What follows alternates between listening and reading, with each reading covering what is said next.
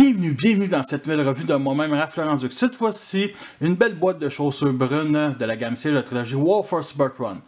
C'est Red Wing, ici Génération Select, qui est tout simplement un Seekers. Alors ici on a le symbole Autobo qui continue sur le côté comme ça, sur le dessus le nom de la gamme, à droite des affaires chinois, 8 ans et plus, Hasbro. Alors si on l'ouvre, on a encore le logo ici de la gamme. Entendu, la figurine et aussi plein de petits détails qu'on a, justement son grade, son unité, puis justement le rang, ici à la droite, je sais pas pourquoi il en donne un autre ici à la gauche, un peu spécial, il en donne aussi un comme ça. Alors on retrouve, admettons, les genres d'alvéoles qu'on avait sur les boîtes normales. Ça, j'apprécie quand même l'effort, mais j'aurais mieux aimé une boîte normale que justement une boîte de chaussures. Alors on découvre Red Wing ici dans son sarcophage. Voici la Natus normale en 4 langues et il nous en donne aussi une autre en japonais ou en chinois. Bref, c'est de même que ça commence une invasion. Red Wing est un personnage qui n'apparaît pas dans la série animée G1, ni dans aucune BD, et c'est son premier jouet, et je suis vraiment content de l'avoir acheté. Alors, c'est un Seekers normal, avec le même corps que Starscream, fait que Hasbro a décidé de sortir tout simplement en repeint exclusif Génération Select. Pour ce qui est des défauts, il y a les jambes ici qui sont quand même très massives, vraiment trop grosses. Il y en a qui aiment bien ça, considérant que sur Cybertron, ils n'ont pas d'atmosphère, ils n'ont pas besoin, mettons, d'un déguisement. Je comprends, mettons, l'argument, mais moi, je trouve ça vraiment trop gros et très laid. Il aurait pu renfoncer ça à l'intérieur, mettons, du véhicule, mais il aurait fallu qu'ils changent toute la transformation. Parce que c'est pas la première fois qu'Hasbro font des Tetrajets, ça fait plusieurs tentatives, et honnêtement, je pense que c'est un des moins réussis. L'autre partie que j'aime pas, c'est ici le plastron pour le mode robot qui représente vraiment le même plastron que l'animé G1. Alors ça, ici, la vitre représente ça. Alors aussi, deux ventilateurs, on peut s'imaginer justement d'autres réacteurs avec bien d'imagination. Mais j'ai trouvé une petite idée, j'imagine un Headmasters ou Target Masters comme canonnier dans le dos dans une course-poursuite aérienne, ça mettons on pivote ces canons-là avec bien d'imagination. Pour ce qui est des couleurs de toutes les 7 Seekers, je crois que c'est celui qui est le moins intéressant parce qu'on a un rouge ici qui est quand même très clair, très cheap, très play school. Alors j'aurais pas détesté que le rouge que vous voyez soit plutôt Bourgogne que vous voyez ici, qui est peint, mettons, aussi sur le bout. On a du blanc aussi qui est peint ici sur le bout, ici à l'arrière au réacteur et ici justement. On a du noir qui est aucunement peint et on a aussi pour le cockpit une pièce translucide orange. Et je comprends pas pourquoi c'est pas plus long que ça. On a du noir ici, ça aurait dû être en camo tout ça, le cockpit. Et on a aussi justement les symboles Decepticons ici sur chaque bord. Et honnêtement, ils sont pas énormément visibles, on les voit, mais sur du rouge clair de même, là, il aurait dû être un peu plus foncé tant qu'à moi. Et justement, tous les effets de guerre, la peinture ici, c'est du brun. Fait qu'on en voit ici, on en voit même ici à l'intérieur du cockpit pour aucune raison. Fait qu'on en voit ici justement comme ça. Ici même sur le Bourgogne, qu'on voit très mal. Fait que non, les couleurs ici là, sont vraiment pas fameuses, même si j'apprécie ce moule-là. Comme chaque Seeker, j'ai toujours deux canons ici en dessous des ailes. Alors le nom, c'est bien entendu les Null Rain Gun en anglais. En français, c'est les lance-rayons neutralisateurs. Alors on a justement 3 options pour mettre les armes. Alors la première, c'est dans les trous 5 mètres ici aux extrémités. Sinon, il y a ceux ici. Ceux qui donnent ceci, alors j'aime vraiment pas vu qu'ils sont mis sur un angle et vraiment beaucoup plus bas. Sinon, il y a ici dans le trou 5 mm. Et ça donne que les guns soient horizontales. Alors vraiment, le meilleur, c'est ici au bout des ailes. On a quelques pegs 3 mm, mais aucunement sur la coquille du vaisseau. Fait qu'on en a ici au bout des flingues, que ce soit à l'avant ou à l'arrière. On en a ici qui sont destinés pour le mode robot, mais on peut en mettre un ici comme ça, comme si un Autobo il tirait dessus. Sinon, on a ici des trous 5 mm pour mettre justement des effets laser, comme ici au réacteur. On en a ici justement qui sont en dessous des pieds. Fait qu'on peut même en rajouter ici, comme ça, c'est vraiment nice. Et justement, on en a ici. Et ça, on peut vraiment penser comme une sorte de bombardier, fait qu'il peut, mettons, pitcher des bombes sur cet angle-là, sur des Autobots. Avec le Viper de la série Battlestar Galactica que j'ai trouvé au village de valeur au coût de 2$, qui est fait en bois. Alors vous voyez aussi que c'est grandement inspiré. Il y a même des gens qui considèrent que c'est aucunement inspiré, ils sont juste aveugles ou de mauvaise foi. Tous les deux manquent, mettons, un sommet ici, ici je l'avais acheté de même. Ici il manque vraiment une petite partie au-dessus pour avoir vraiment le côté Tetrajet un peu plus G1. Mais ça, il faut acheter justement les stickers de thorax pour avoir cette petite partie-là. Et je ne voulais pas passer à côté d'une comparaison avec d'autres Seekers ainsi que d'autres vaisseaux de la même gamme comme Sunwave et Shockwave. Alors je vais parler un peu de mon univers et un peu qu'est-ce qui représente les Seekers pour moi. Alors les Seekers dans mon univers, ce sont tout simplement des scientifiques qui recherchent des ressources, des planètes pour aller dessus, là, genre tout simplement coloniser. Et c'est aussi le bras armé des Transformers, bref, avant la guerre civile, donc qui représente vraiment une équipe aérienne, une énorme armada. Et justement, cette équipe-là est représentée par Starscream ici, Thundercracker et Skyrap. Ça, c'est le moule du jeu vidéo War and Fall of Cybertron. Ça, c'est vraiment la première génération. Il y en a d'autres aussi, à peu près ce design-là. Quand la première guerre civile, qui représente pour moi Beast Wars, il existe la deuxième génération qui est représentée par Jetstorm Beast Machine ici, de classe Deluxe. Alors c'est pour ceux qui ont des yeux ici, c'est pour que ça fit avec la Beast Wars. La Beast Wars, ça c'est vraiment une guerre de, mettons, plusieurs colonies, mais c'est pas vraiment sur Cybertron, c'est vraiment à l'extérieur de Cybertron. Justement, la troisième génération, ce sont les Seekers comme Sunstorm ici, Titanium, et justement, des nouveaux Seekers style bombardier comme Dirge ici à la droite, qui est le moule de Starscream Cybertron, fait que tous les deux se ressemblent énormément. Et bien entendu, Red Wing représente la quatrième génération qui est un mélange entre des Seekers normales et des bombardiers, fait que ça fait vraiment un double rôle. Nous sommes rendus à la transformation qui est extrêmement basique, mais quand même quelques petites étapes intéressantes comme le nez. Alors première étape, on vient ici d'éclipser le plastron et le descendre. Ensuite, les trois réacteurs, on vient de plugger ici sur le dessus. On déplugue les armes, on les met de côté. Ensuite, on vient d'éclipser l'aile et on la monte comme ceci. Ensuite, on vient tout lever sur cet angle-là. On vient détacher ici les avant-bras et placer ce droit. L'autre bord, c'est la même chose. Ensuite, on déplie ici les deux jambes comme ça. On déploie les talons ainsi que les pieds. Ensuite, on pivote ici à la fourche. On vient placer le plastron, on clipse.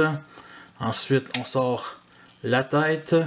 On prend le petit panneau derrière la tête, comme ça, et on vient l'installer ici à l'arrière. On est rendu à l'étape que je préfère. On déclipse ici le nez en deux et on pivote vers le haut. Alors, on va dégager ici l'épaule. On descend tout le backpack pour que le peg rouge puisse s'installer ici dans ce trou-là. Parfait. Maintenant, on place les ailes. Il reste les avant-bras. Alors, on pivote. On déploie ici ce panneau-là ainsi que la main.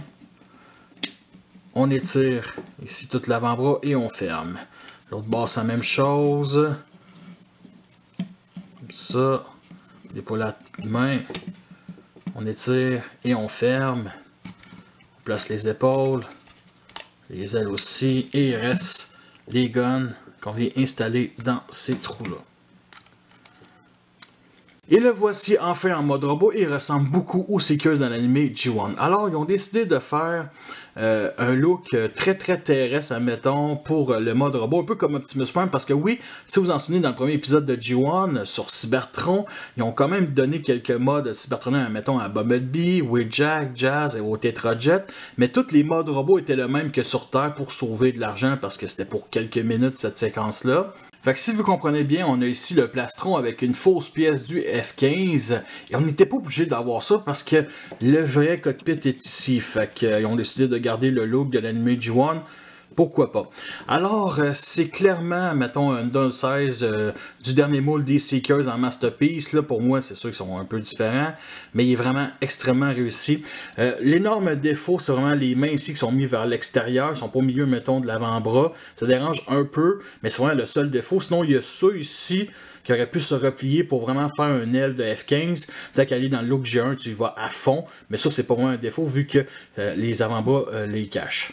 En mode attentif, je trouvais que le rouge faisait quand même très cheap, très place cool, mais on s'est entendu qu'en mode robot, il est beaucoup plus orange que rouge. Il aurait dû s'appeler Orange Wing et non Red Wing. On a aussi de la peinture blanche ici sur, mettons, les épaules, qu'on retrouve ici, bien entendu, sur le faux cockpit, ici sur les genouillères, et on a du noir qui est peint ici comme ça. Et justement, on a de la peinture effet de guerre brune ici un peu partout, mais aussi blanc sur les avant-bras, ce qui rend ça assez spécial. Je pense que c'est la première figurine qu'on a deux couleurs différentes pour, on va dire, l'effet de guerre. Et on a aussi des symboles Decepticons ici qui sont beaucoup trop petits et pas assez visibles, eux autres aussi. Il aurait pu en mettre un ici ou sur les épaules. On a une tête très Seekers G1. On a justement le petit sourire en coin qui vient du moule de Thundercracker. Et bien entendu du light piping pour notre plus grand bonheur. Ça c'est un éclairage normal, fait que ça sort super bien. Et si on ferme les lumières avec une petite lampe de poche sur le dessus, ça donne ceci et c'est nice. Position de la tête ici est sur un bas joint. Sinon on peut lever ici l'épaule. On a un pivot vers l'avant, mais c'est dû à la transformation. On a un pivot ici, double articulation ici au coude, fait qu'on peut lever sur cet angle-là. La main vers l'intérieur, et bien entendu, elle est sur un pivot aussi. On a le bassin ici qui pivote, mais ça pogne dans le dos ici. Alors la jambe arrière, c'est aussi la même chose. Fait qu'on peut mettre vers l'avant, sur le côté comme ça. On a un pivot, articulation 90 degrés ici vers l'arrière. Puis ce qu'on peut faire aussi, c'est avec ici ce panneau-là, c'est le rentrer. Puis faire un peu comme le mode alternatif, mais c'est quand même un peu bizarre. Maintenant, pour le pied, on peut le rabaisser ici comme ça. On peut le pivoter vers l'intérieur, mais c'est limité. Mais ce qu'on peut faire aussi, c'est prendre toute cette pièce-là comme ça et le mettre vers l'avant ou vers l'arrière sur cet angle-là. Ce qui est intéressant, c'est que les ailes à l'arrière ne se verrouillent pas, fait qu'on peut les mettre sur plusieurs angles, à peu près comme ça, plus vers l'arrière. Personnellement, je n'aille pas aussi, mettons, le plus plat possible pour faire un G1. Mais bon, on peut faire comme une genre de cap, surtout pour Starscream, mettons. Hein. Alors, pour ce qui est du backpack, on a quand même 3 couches de backpack, ok? On a ça ici, qui est le devant du jet séparé en deux, qui offre quoi? 2 cm de plus à l'arrière.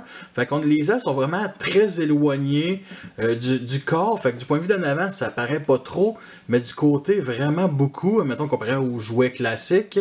Et on a aussi le sommet du Tetrajet ainsi que les réacteurs ici qui rajoutent une couche. Alors, c'est pas le plus impressionnant côté backpack. Et justement, ici, justement, derrière les mollets, on a 2 panneaux ici pour cacher ça. J'apprécie beaucoup.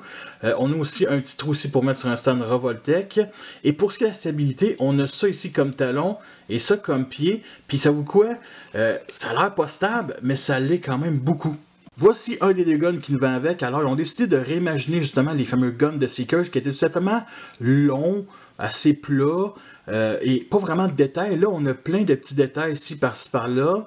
On a aussi un genre de mini-scope qui est très aplati. Fait qu'on décide, admettons, de réimaginer un peu le gun des Seekers. Et ça, j'apprécie beaucoup. Bien entendu, leur place idéale est ici sur les épaules. Mais on peut les mettre aussi ici. On peut les stocker justement dans ces 2 trous-là. Mais aussi, on peut faire comme justement dans le premier épisode de G1 ou avec les Tetrajet, là, je sais plus, en tout cas, un des épisodes de G1, les mettre dans les mains, puis ça fait super bien. Alors, on a quand même quelques pegs 3 mm pour mettre des effets laser. Fait que mettons ici sur les avant-bras, sur l'épaule, ceux que j'ai déjà montré en mode alternatif, ici sur les tibias. Bien entendu aussi des trous 5 mm sur le côté des jambes, ici en dessous des ailes. Bien entendu ici aussi, et bien entendu dans le dos il y en a 3. Et je voulais pas passer à côté d'une comparaison avec le classique Deluxe, j'en ai 7 de ce moule-là, fait que ça c'est Acid Storm, aussi un Seekers oublié de G1, vous voyez la différence. Justement, on a ici des petites ailettes sur le côté des jambes que oui, on n'a pas, puis il n'y en a pas de besoin. Les ailes sont très massives, les fameuses trappes d'air ici sur chaque côté, lui, vraiment plus haute que comparé à lui. Lui, c'est vraiment son seul défaut, c'est le restant du cockpit ici dans le dos, lui, il n'a pas ça. Alors, c'est clair que Ça fait quand même un peu sur la grosseur, ça c'est loin, c'est différent. Là. Mais bon, il va revenir en tant que, on va dire, remodelage oversize dans la gamme Earthrise, fait que c'est ça. Et avec les autres Seekers cybertroniens, alors c'est toutes des Deluxe, sauf Dirge ici, qui est vraiment de classe voyageur, mais tu sais, un voyageur qui date de 15 ans, là, parce qu'il est crissement massif, il dirait quasiment un classe ultra. Puis ça, c'est un voyageur normal, là, le fameux Red Wing, puis il fallait que je casse tout le monde. Fait que tout le monde est un peu serré, là, genre Thundercracker puis Scarab, là. Mais bon, je les apprécie pareil. Avec l'équipe d'officiers, fait qu'il y a une demi-tête de moins que Megatron. Il est beaucoup plus large avec les ailes, beaucoup plus haut avec les deux colonnes ici, les fameuses straps d'air. Mais ça fit parfaitement, là. Sérieusement, là, vraiment, vraiment parfait. Puis Megatron, c'est le chef des Decepticons, c'est lui qui doit être le plus grand tant qu'à moi. Voici le genre de pause qu'on peut faire. Nous sommes rendus à la fin de cette revue. J'espère que vous l'avez apprécié. Vous avez les pour et les contre. Alors, je vous recommande surtout pour compléter les Seekers. Mais d'après moi, comme j'ai dit plus tôt, c'est vraiment celui avec les moins bonnes couleurs. Tu sais, le rouge qui va vers l'orange, là, un peu bof. Alors, si vous voulez voir le trio des Seekers normal, Starscream, Skyrap, Thundercracker, ça sera jamais sur ma chaîne, vu que j'ai déjà les versions jeux vidéo War for Cybertron. Par contre, il va y avoir le trio des Rainmaker à m'emmener sur ma chaîne dans les prochaines semaines, prochains mois. Justement, il va y avoir beaucoup de revues du siège justement dans les futures semaines. Alors, je l'ai pris sur eBay au coût de 58$ avec les frais de transport. Un voyageur normal, mettons comme Starscream, m'aurait coûté 40$, 45$ avec les taxes. Fait que c'est quand même un bon prix. Comme d'habitude, ma galerie photo sur Facebook, le lien va alentour dans la description. Comme d'habitude, quelques fan mods. Vous voulez tous m'encourager, vous savez déjà tous quoi faire. Fait que merci à tous d'avoir écouté cette revue-là. Fait que sur ça, je vous laisse et à la prochaine.